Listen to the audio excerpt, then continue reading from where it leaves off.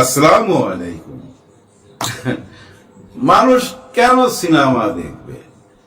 ইউটিউবে, ফেসবুকে যে বিনোদন রে ভাই, এই বিনোদন রেখে কেন সিনেমা দেখতে যাবে? টাকা খরচ কইরা, রাস্তাঘাট জ্যাম, কি দরকার?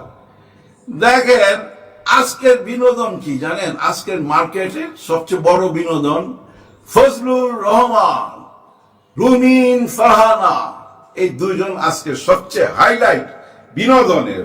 আমি বিনোদন হিসাবেই নিছি, কারণ কি জানেন, সিরিয়াসলি নেওয়ার কিছু নাই। এই যে ফজলুর রহমান বলেই যাচ্ছিলেন, কেউ কি থামাইতে পারছে? না, উনি বলবেনই, ওনাকে বলতেই হবে, কারণ উনি ভাইরাল হইতে চায়। হ্যাঁ, উনি ভাইরাল হইতে চায়। আজকে যে ঘটনাটা ঘটতেছে, এই যে শাহবাগ এলাকায় এবং বিভিন্ন জায়গায় সারা দেশেই ওনার ছবি রাইখা, বিরাট বড় ছবি রাইখা, ওটাতে জুতার মালা পরায়া জুতা পিটা করা হচ্ছে, স্লোগান দেওয়া হচ্ছে। এগুলো তো উনি দেখতেছে। এরকম হোক, উনি এটা চাইছে, আমার মনে হয় মনে মনে চাইছে। আর যদি না চায়া থাকে, তাহলে কি কেউ তাকে হুকুম দিছে যে তুমি তোমার কাজ চালিয়ে যাও? হ্যাঁ, তোমার এই বয়ানগুলোতে আমরা আওয়ামী লীগের ভোট পেয়ে যাব। সব আওয়ামী লীগকে তো ভোট করতে দিবে না, নির্বাচন করতে দিবে না। তাহলে আওয়ামী লীগের ভোটাররা কাকে ভোট দিবে? উনাকে ভোট দিবে, উনার দলকে ভোট দিবে। যার জন্য উনি থামতেছিল না। উনি জুলাই গণ অভ্যুত্থানটাকে ফুটবল বানায়া লাথি মারতে মারতে কোথায় নিয়ে ফেলছে জানেন? ওই যে বুর্জ খলিফার যে বাথরুম গুলো আছে না, ওই বাথরুমের যে ময়লা মুখ, ওগুলা কিন্তু ওইখানে থাকে না, ওগুলা যাওয়ার কোনো রাস্তা নাই। ওই সিস্টেমে কিন্তু বুর্জ খলিফা বানায় নাই। ওইটা করে কি জানেন? এক জায়গায় জমায়, ওইটা মেশিনের মাধ্যমে ওই যে তেলের গাড়িগুলো আছে না, তেলের গাড়ির মতো গাড়িতে কইরা শত শত গাড়ি ওই ময়লা গুমুখ নিয়ে একটা জায়গায় ফালায়। আর উনি এই জুলাই গণ অভ্যুত্থানটাকে ওইখানে নিয়ে ফেলতে চাইতেছে। ফেলা দিছে উনি লাথি মারতে মারতে, ফুটবলের মতো লাথি মারতে মারতে, কখনো নর্দমায় ফেলায়, কখনো গুয়ের মধ্যে ফেলায়। উনার যা ইচ্ছা তাই, কেউ ঠেকাইতে পারবে না। উনি সরাসরি বলে এরা অভিনেতা। এই জুলাই গণ অভ্যুত্থানে যারা ছিল তারা অভিনেতা, তাদেরকে দিয়ে অভিনয় করানো হয়েছে। এর পরিচালক আছে, প্রযোজক আছে, বিদেশে বৈশা, বিদেশ থেকে করাইছে। এরা শুধু অভিনেতা, খেলার পুতুল। এবং এই যে যারা মারা গেছে এদের নিয়েও বলবে, এই শহীদদের নিয়ে বলবে কিছুদিন পর, যেগুলো ভুয়া। শেখ হাসিনা যেভাবে বলছে ঠিক একই বয়ান দিবে, যে ওরা নিজেদেরকে গুলি করে মাইরা পুলিশের বদনাম করছে, পুলিশের উপরে চাপায় দিছে, শেখ হাসিনার উপরে চাপায় দিছে। এই বয়ানও আসবে তার মুখ থেকে। দেখেন, আপনারা ভাইবেন না আবার যে সে বঙ্গবন্ধুকে ভালোবাসে, শেখ মুজিবকে ভালোবাসে। নো, এটা শুধু ওই ভোটের জন্য, ভোটগুলা নিজের দলে আনার জন্য এ কাজ উনি করে যাচ্ছে। হয়তো উনাকে কেউ হুকুম দিছে, নাহলে নিজে থেকেই করে যাচ্ছে। কিন্তু দলের মধ্যে তো একটা নিয়ম কানুন আছে প্রত্যেকটা দলের, তাই না? কি বলতে হবে, কি বলতে পারবেন, কি বলতে পারবেন না, এইসব নিয়ম শৃঙ্খলাটা আছে। দলের মধ্যেও তো নিজস্ব একটা সংবিধান আছে, সেটা কি ফলো করতে হবে না? সেটাতে কি এমন কিছু কথা লেখা আছে যে কোন নতুন দল তৈরি হইলে তাদেরকে বলতে হবে বেজন্মা, তাদের বাপ মা ঠিক নাই? বাংলাদেশের মা বোনদেরকে কি অ্যাডভাইস করতে হবে, এই তোমরা কোন মোল্লা মুসল্লির সাথে বিবাহ করবা না, তাদের সন্তান পেটে নিবা না? এই অ্যাডভাইস করতে হবে একটা দল থেকে? দলের সংবিধানে এগুলা লেখা থাকে না? নিশ্চয়ই না। এই জন্যই বলি, ওই যে বারবার বলি, ভুল রাজনীতিতে যাবেন না। ভুল রাজনীতি এই জেনারেশনকে খাওয়াইতে পারবেন না। আমি জানি না কেন নতুন নেতা দেখি না। যাদেরকে দেখছি 25 বছর আগে, 20 বছর আগে, ওই তারাই আমার মতো বুইড়া খারাপ হয়ে গেছে, কিন্তু রাজনীতি রাজনীতি ছাড়বে না, না রাজনীতি ছাড়বে না। ঘর সংসার একদিকে যাক, ঘর সংসার করুন না, বিয়া করুন না, শাদী করুন না, কিচ্ছু করুন না, শুধু রাজনীতি করব। দেখেন রুমিন ফারহানা উনি কিন্তু অনেক ত্যাগ করছেন জীবনে, বিয়ে শাদী করেন নাই, কিচ্ছু করেন নাই, রাজনীতির জন্য নিজেকে নিবেদন করে দিছে। এমন এক রাজনীতি আরম্ভ করছে উনি। এখন দেখেন উনি একজন অ্যাডভোকেট, উনার মুখে শোনা যায় আমিও তো ইচ্ছা করলে গুন্ডা পান্ডা হায়ার করতে পারতাম। আমরা কি পারি না গুন্ডা হায়ার করতে? মানে ওনার কাছে গুন্ডা আছে, এগুলো আপনারা অনলাইনে পেয়ে যাবেন। এনার কথাবার্তা, ঘটনা কি জানেন? ভয়াবহ ঘটনা তো ভাই। কিভাবে নির্বাচন করবেন?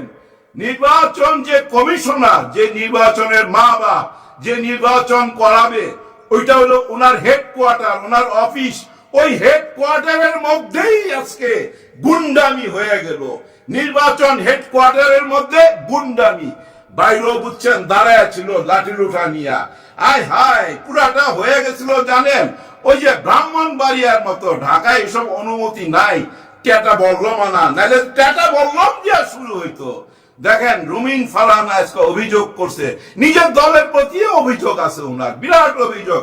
ওনারে কেউ একজন ধাক্কা মারছে। হ্যাঁ, উনি বলতেছে 16 বছর 20 বছর কি এর জন্য যুদ্ধ করলাম, আমাকে ধাক্কা মারলো।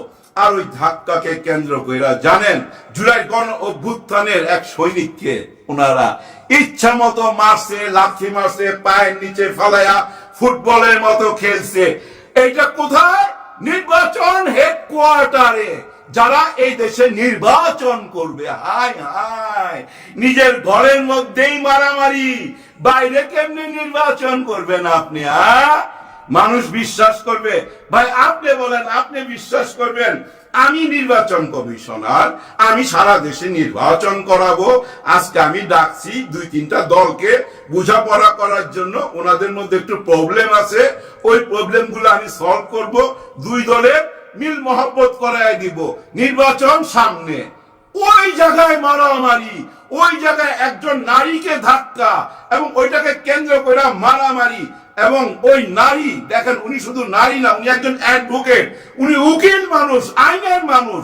উনিও বলে আমাকে ধাক্কা দিলে আমার সাপোর্টাররা কি ছাইরা দিবে?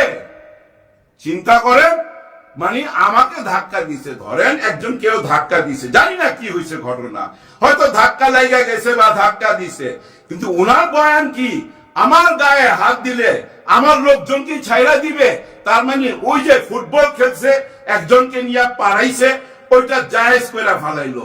আরো বলে আমি এমন জানলে তো গুন্ডা হায়ার করে আনতাম, আমাদের কি গুন্ডা পান্ডা নাই? এই ধরনের কথা। আমি পুরোপুরি হুবহু কথাটা কইতে পারলাম না, এই ধরনের কথাই বলছে। চোখ মুখ বড় হয়ে যায় তো, কাজল মাখা চোখ, এত বড় বড় কইরা বলে। কি ধরনের বয়ান এগুলা? এগুলাতে কি জনসাধারণ খুশি হইতেছে? এই যে নির্বাচন কমিশনারের ভিতরে যায় যে গুন্ডামি হইলো, গুন্ডার কথা বলা হইলো প্রেসের সামনে, মানে উনাদেরও গুন্ডা আছে, আগে জানলে নিয়ে আসতো, এখন আরেক দল গুন্ডা আছে, এবং নির্বাচন কমিশনারের বাইরে, অফিসের বাইরে এবং ভিতরে মারামারি। তাহলে কিভাবে নির্বাচন করবেন? কোন দেশে নির্বাচন হবে? এইখানে পুলিশের ভূমিকা কি ছিল? ওইখানে তো পুলিশ ছিল। হাসনাত আব্দুল্লাহ সরাসরি অভিযোগ করছে পুলিশের ভূমিকা ছিল নীরব, কারণ পুলিশ ক্ষমতার সঙ্গে থাকতে চায়। হাসনাত আব্দুল্লাহ আরো বলছে আমাদের অফিস, আদালত, প্রশাসন সবাই এখন ক্ষমতার সঙ্গে থাকতে চায়। ক্ষমতাতে ওনারা অলরেডি চলেই গেছে, এবং যেন তেন একটা নির্বাচন কইরা ক্ষমতা হাতের মুঠায় নিতে চায়। এইটাই হচ্ছে এখন আমাদের দেশের রাজনীতি।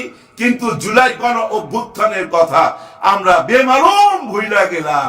দেখেন চোখের দেখা 1 বছর আগের জুলাইকে যদি আমরা ভুইলা যাই, 54 বছর 71 আসছিল, 54 বছর আগের 71 সালের ওই ইতিহাস কেমনে মনে রাখুন বলেন তো আমাকে? আমার প্রশ্নটা বুঝছেন? আমি যদি 1 বছর আগের জুলাইকে ভুইলা যাই, 24কে ভুইলা যাই, তাহলে ওই 71কে মনে রাখবো কিভাবে? আজকে দেখেন না 71 নিয়ে কত প্রশ্ন, এবং 71 থেকে 75-এর যে ইতিহাস, এই সত্যিকারের ইতিহাস কেউ লেখে নাই, লেখলো ওগুলা মানুষের কাছে পৌঁছায় নাই।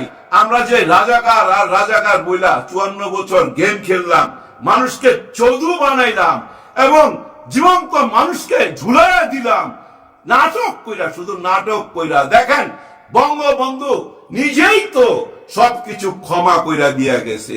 74 সালে পাকিস্তান থেকে ভুট্টো সাহেবকে বাংলাদেশে আইনা এয়ারপোর্টে লাল গালিচার সম্বর্ধনা দেওয়া হয়েছে এবং উনি নিজের হাতে গলায় মালা পরায় দিছে।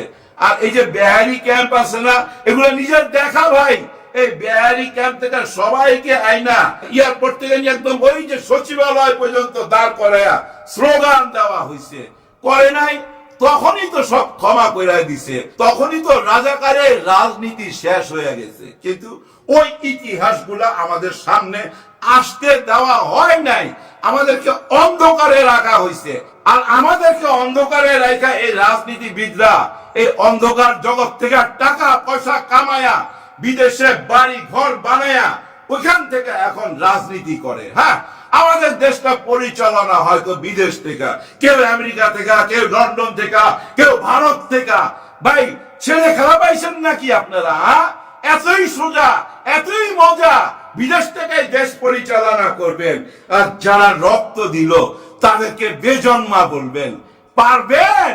সইতে পারবেন না, বিশ্বাস করেন, সইতে পারবেন না। আমি একটা কথা সবসময় বলি, জুলাই গণ অভ্যুত্থান শেষ হয় নাই, এটা চলমান, চলছে চলছে। ৭১-এর পরে আমি নিজে দেখছি ভাই পরিবেশ কেমন ছিল। এখন যা হচ্ছে এগুলা দেখে আমি অবাক হই না, কারণ এগুলো আমি আগেই দেখছি।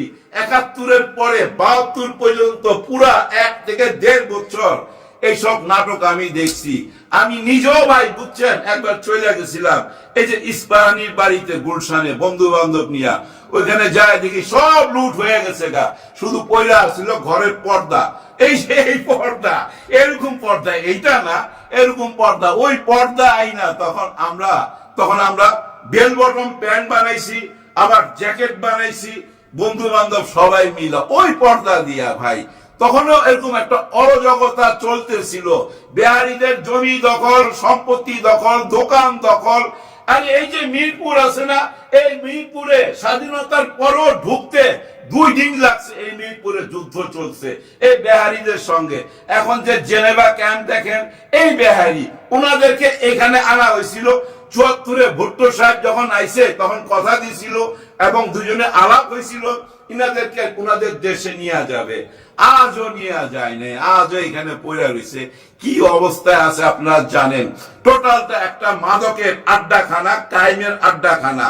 ওইখানে যতই আপনি পুলিশ অভিযান করেন, মিলিটারি অভিযান করেন, 2 দিন পরে একই অবস্থা ধারণ করে। যেভাবে টঙ্গীর কথা বলছিলাম গত ভিডিওতে, টঙ্গীর এই জায়গাটা দেখলে আপনি বুঝতে পারবেন বাংলাদেশের চিত্র। হ্যাঁ, কেউ একবার গোপনে গিয়া খালি একবার ঘুরে আইসেন, কিন্তু সাবধান, একদম সাবধান। হ্যাঁ, কোনো মোবাইলে ভিডিও করতে যায়েন না, ধরা খাইলে কিন্তু জীবন নিয়ে ফেরত আসতে পারবেন না। মাছরাঙ্গা টিভি লাইফ রিস্ক নিয়ে এগুলো করছে, আপনারা এই লাইফ রিস্ক নিয়েন না। লাইফ রিস্ক নিতে হবে কাদেরকে? আইন বিভাগকে। ওনারা কেন যায় না? ওনারা কেন অভিযান চালাচ্ছে না? চোখের সামনেই তো মাছরাঙ্গা টিভি দেখায় দিল, তারপরও কি অভিযানের কথা শুনছেন? শুনেন নাই।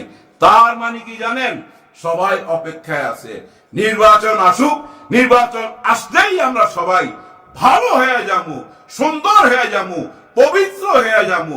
ভাই আমি মনে করেন আমি আমার মেয়েকে বিয়ে দেবো, আমি দেখলাম একটা ছেলে মদ খায়, জুয়া খেলে, মাগিবাজি করে, সবকিছু করে। ওই ছেলের সাথে ধরে নেন আমার মেয়ের প্রেম হয়ে গেছে।